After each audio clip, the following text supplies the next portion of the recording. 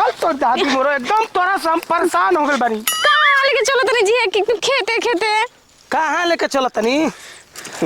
ठेलन बाबा के लेके चलत तोरा के। ए ठेलन मेलन कौन बाबा हड़न? बाबा हम जो लोग लइका ना होला न ओकरा के देखेलन, ठीक न? आ देखेलन तो लोग लइका हो जाला सब। मतलब हमरा के लेके लेके हो हमार मन नहीं के भी लेके लेका करे के हम जाते नहीं घरे। रे भगबी तोरी दादी मोर जहिया से बियाह क के लिए बनी तहिया से तू अपना जोरी हमरा के ना सटे देली। हां जेउ सटे के प्रयास करत हई तो लागत तरी चिल्लाए केवाड़ी खोल के भाग देतारी। बताओ ऐसे काहे कहत तरी? काहे ऐसे करतरी बोल? तो इतना जल्दी लोड हो जाई हां? तोरी माई के हमर से खत्म। अरे का हम तोरा के कही ऐसा नहीं हमारा किस्मत में तू लिखा रहलू। हम जानती तो तारी दादी मोर तो से बियाह ना कइल रहती। बताओ धनिया कि हमारे लिए पीछे के हमर जोन संगतिया बनसन ओहनी के बियाह शादी हो गइल, ओहनी के लोग लइका हो गइल। हमार सरवा आज तक ले एगो बेंगुचो ना भइल। कम से कम एगो बेंगुचो हो गई रही। कुछ ना करी तो खटिया से वो खटिया कूदित है उतनो ना करी खाना खाई बैठती सरवा खानों में कूद जाए तो कोनो दिक्कत ना रहा हो कि चल जाए दे हमार लइका, लेकिन एगो बेंगुचो ना भइल। बताओ ऐसे कैसे चली? चल पहले ना जी रोक लइके ना चाहिए। हमार 100 किलो कोले बड़ी ना अब ही लइके लेका पैदा करके का करबी कुल खत्म हो जाई। खत्म हो जाई? हमरा के बुढ़वा के बारे में चल पहले चल तो दिमाग मत दौड़ा। अरे अच्छा हाथ छोड़ के चली ना जी है गौर जाई। हां जल्दी आ। कैसे कोई मैं अपने दिल के बात आई मोरा समझते नहीं कि खाली लइका लेकर हटले बटे देखा था ना कि सम्मिलन के लइके लेका हो गइल यही से ही को लइके चाहता, लेकिन कैसे हम कहीं लगातार आज भांडा पूरा फूटिए जाई। चलो देखो तनी का होता आगे। चल आ जल्दी जल्दी कतना पिछुआ गइली रे। उतने बानी जी झूठे न बोले क्या होता नहीं जे जल्दी आओ। तारी दादी मोर एकदम हमके परेशान करके तू रख देले बड़ी। देख तो किस्मत कितना बढ़िया बा। बाबा ये जे भेटा गइली बोला तनी बाबा। ये बाबा जी बड़न? हां बाबा जी हमरा नहीं के पूछा तनिको का खाली वैसे बैठ गल माने ये आसन मार के बाबा जी कहतड़न। बाबा जी बोलो चलत है नहीं चल ना न गइल मुई गइलन छे। अरे पगली ऐसे मत कहो ये मोजी हम बाड़े बहेंगे हमारो आ जाई हमर लइको ना होया स। चुप रहो शुभ शुभ बोल। अब भगवान जी से मनाम कि बाबा जी एकदम एजे रहत दूसरा और मत जाए गोइल होखत। बाबा जी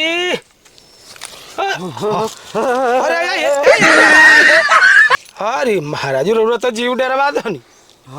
ई का करतनी महाराज? बड़ा गहरा नींद लगल हो सपना देखत रहे तू सपना भंग कर दहल हमर। ओ थैंक गॉड। रे ये जे बानी हम जानी कि दूसरा दुनिया में चल गई का तन के खाती मिस्टेक हो गई। तू ना आके जगह वाला रहता तो हम भेंट करके चली आई रहती। भेंट को के? हां एकदम दर्शन होखे वाला रहला। के करे से बाबा? अपना प्रभु से शंकर भगवान के दर्शन करत रही मर दे। हाँ अब का जाय दी बाबा बढ़िया भइल कि उनका से भेंट ना भइल हो। मल तपस्या डाल हो गई। तपस्या ना उनका से भेंट हो गला का मतलब और हेजा ना आई तो वो जो रह जाती। हम तो चाहता जी कि भगवान से एक बार भेंट हो जाओ कि हमारो जन्म की जीवन धन्य धन्य हो जाओ। ए बाबा जब रो के कुछ हो जी तो हमार का हो? बदे चुप रहो।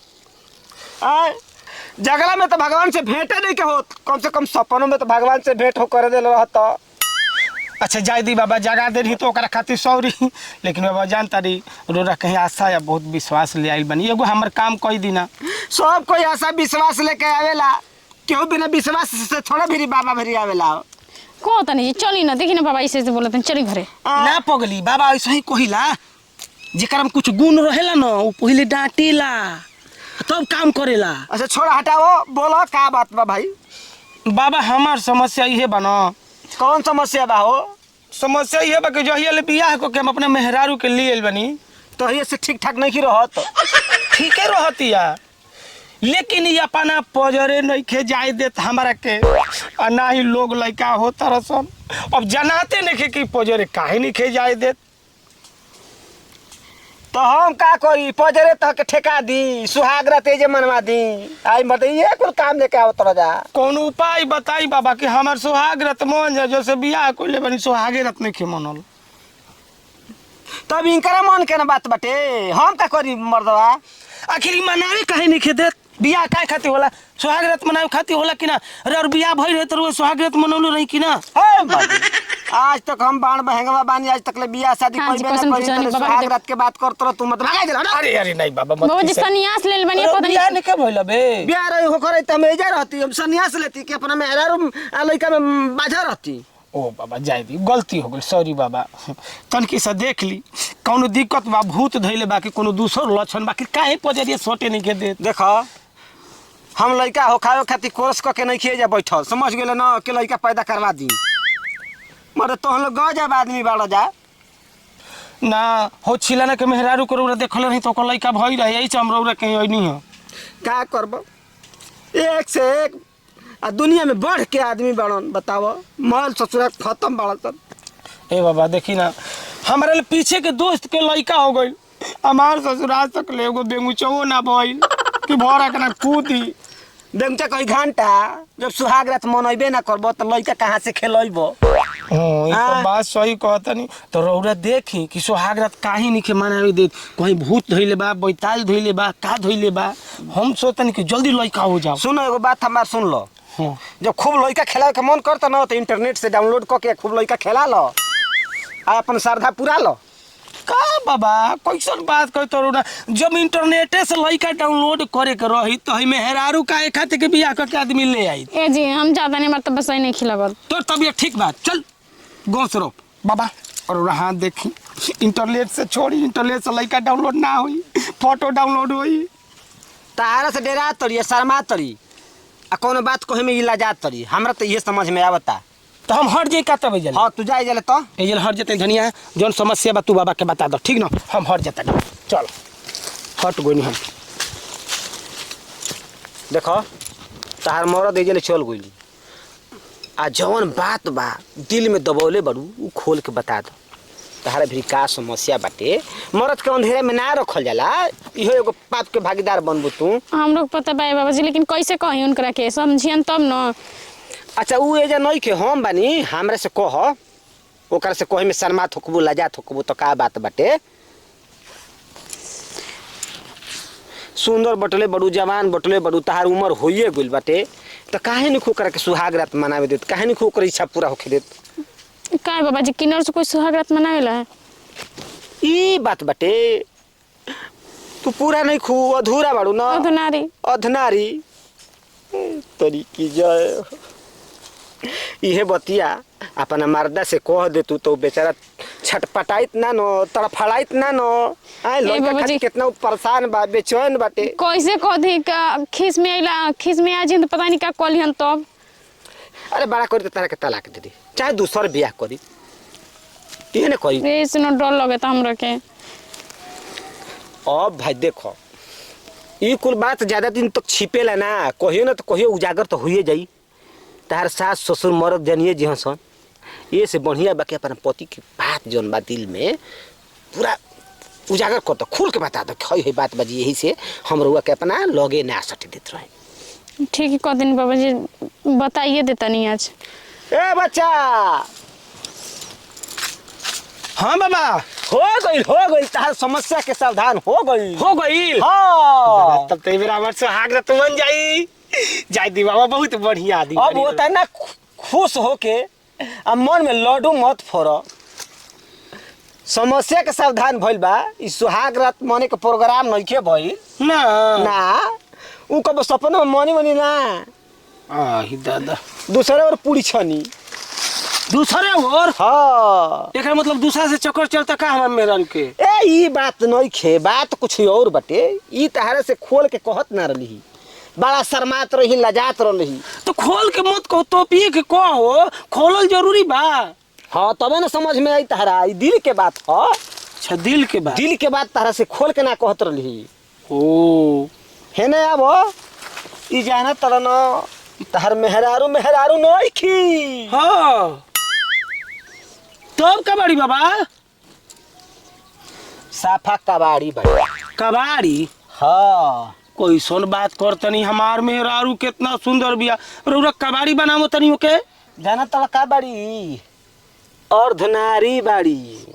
ओ धनारी। हाँ करे सारा तोरी बहन के जब तू शर्मा आदमी है तो लुगा पहिर का घंटा लुगा पहिरले बड़ा तू। अर्धनारी के मतलब समझे लो। आदमी है शर्माई मेरा रू ना आया। चल अबे लुगा खोल कुर्ता पहिर के है ना अरे गुम तो झूठो के नाम के साड़ी पहिर ले भाई ये फोटो बनैले बा का। अर्धनारी के मतलब समझ गेलो ना। ना बाबा अबे कहाँ समझनी। आधा अधूरा। आधा अधूरा। हाँ देखे में तो नारी रहबे करी एकदम, लेकिन भीतर से अनाड़ी रही हम।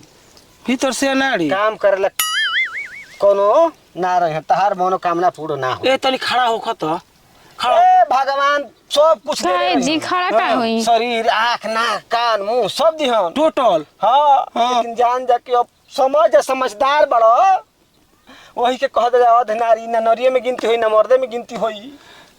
आई दादा एकर मतलब नपुंसक बिया। हाँ जरिया से खत्म बिया। यही से तहरा के नो अपना लोगे ना जाए देते रही कि भांडा फूट जाई सब कोई जान जाई तू इनके तलाक दे देबो रखबो ना छोड़ देबो। आखिर ए बेरा उ बतिया भइल न भांडा फूटल न तो कहियो ना कहियो तो ई बतिया के उजागर होखबे ना करी तो। अरे तो ई बतिया तोरा पहले ना बतावे के चाही। तारी दादी मोर ऑपरेशन करवा देल रहती चल के हॉस्पिटल में। बताओ तो हम केनियो के ना भइनी। ए भगवान ऊपर से जाके भेजले बड़ा ना तो ई धरती पे कुछ होखे वाला नहीं खे। ए बाबा सुनी ना ऑपरेशन हो सकता। हम डॉक्टर हई गजब पागल बड़ो हमरो के पगला देबो। एगो उपाय बा दूसर बियाह कल। दूसर बियाह हो तो का हो जाई।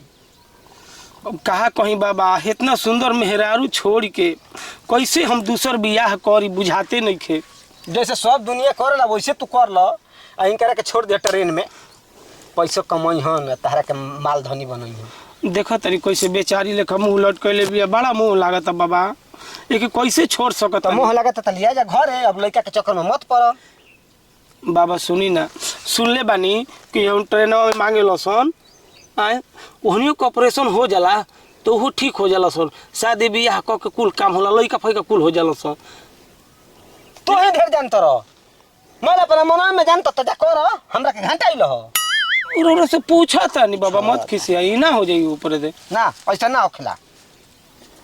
वैसे ना है ऑपरेशन क के। चली जी। अच्छा जाए दी मत खिसियाई बाबा। भगवान के बनावल शरीर ओकरा में छन्न भंग करबो पाप परी पाप पूरा घर के हो जाई नाश। तब दूसर उपाय बाबू है कि दूसर बियाह करी ना। सर बियाह कोनो इनकरा से पूछ के इहो राजी रही हम हो राजी रही तो का दिक्कत बा।